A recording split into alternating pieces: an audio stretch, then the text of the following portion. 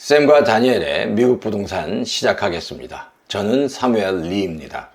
저희 샘과 다니엘의 미국 부동산은 최근 업데이트된 미국 부동산 상황과 전망 그리고 부동산 리스팅을 알려드리도록 하겠습니다. 많은 시청 부탁드리고 좋아요와 구독 또 부탁드립니다.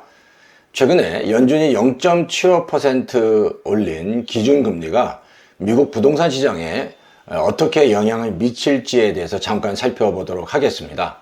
6월 15일 연준 회의 후에 파월 의장이 이자율 상승에 대한 중요한 언급을 몇 가지 했는데 그 몇 가지 언급을 살펴보려고 합니다. 첫 번째, 기준금리를 6월 달에 0.75% 즉 75bp를 인상시킨다고 말했습니다.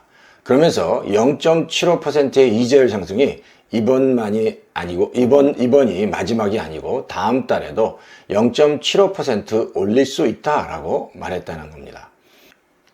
이렇게 큰 폭의 이자율 상승을 할 수밖에 없었던 이유는 미국이 지난 40년 동안 이런 심각한 인플레이션을 경험한 적이 없기 때문에 이런 심각한 인플레이션을 잡기 위해서 0.75%의 이자율을 올려야 했던 것입니다. 또한 이렇게 급하게 이자율을 올린 이유는 미국 노동부 보고서에 의해 5월 소비자 물가 지수가 1년 전보다 8.6%나 상승한 겁니다. 이는 40년 만에 가장 빠른 속도로 상승한 것으로 이런 급격한 인플레이션을 연준이 잡지 못했기 때문인 것입니다. 그러므로 지난달 빅스텝 즉 0.5%의 금리 인상에도 불구하고 인플레이션이 완화되지 않자 금리를 다시 0.75% 올리는 자이언트 스텝을 28년 만에 밟게 된 겁니다. 따라서 미국의 기준금리는 연 0.75에서 1%에서 연 1.5에서 1.75% 수준으로 올라가게 됩니다. 올해 내로 기준금리를 3.4% 수준까지 올릴 것을 시사하고 있는 겁니다. 이는 3월 달에 올해 기준금리 추정치인 0.9%보다 1.5% 높은 3.4%로 상향 조정된 것입니다. 이런 큰 폭의 기준금리 속에서도 특이한 점은 10년물 국채 이자율이 3.5%에서 오히려 3.35%로 안정되고 있고요. 주식시장도 큰 불확실성을 없애주었다는 반응과 함께 소폭 상승함으로 장을 마감했습니다. 뿐만 아니라 모기지 이자율도 파월 의장이 이자율을 0.75% 올린다고 했지만 어제에 비해 상대적으로 큰 폭의 상승은 없었습니다. 기준금리 상승이 모기지 이자율 상승폭에 어떤 영향을 줄지, 모기지 이자율 상승폭이 부동산 시장에 어떤 영향을 미치게 될지를 살펴봐야 합니다. 현재 부동산 시장은 이자율 상승으로 주택 가격이 주춤하고 있는 건 사실입니다.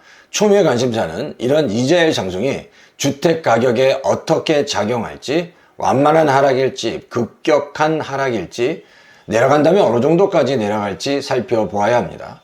하지만 명심해야 될 것은 현재 주택을 소유한 주택오너는 가장 낮은 이자율로 건강하고 단단한 융자 배경을 가지고 주택을 소유하고 있기 때문에 이자율이 상승했다고 무분별하게 주택을 시장에 내놓지 않을 것이라는 겁니다.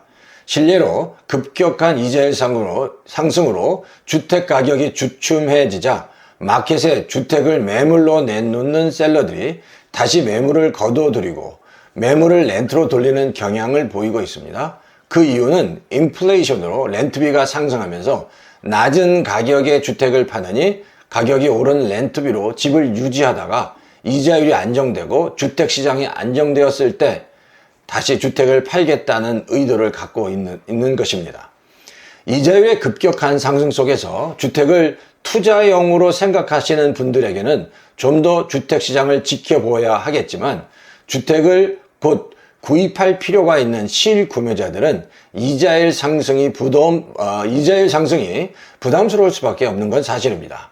하지만 높은 이자율 속에서 이자율을 낮출 수 있는 7년이나 5년의 암 상품을 이용해서 주택을 구입한 후에 몇 년 안에 재용절을 하는 것도 한 가지 방법입니다. 또한 non-QM 론으로 주택을 구입한다 해도 30% 이상의 충분한 다운을 할 수 있다면 거의 풀 다큐먼트 수준의 이자율로 주택을 구입할 수 있는 상품도 있습니다.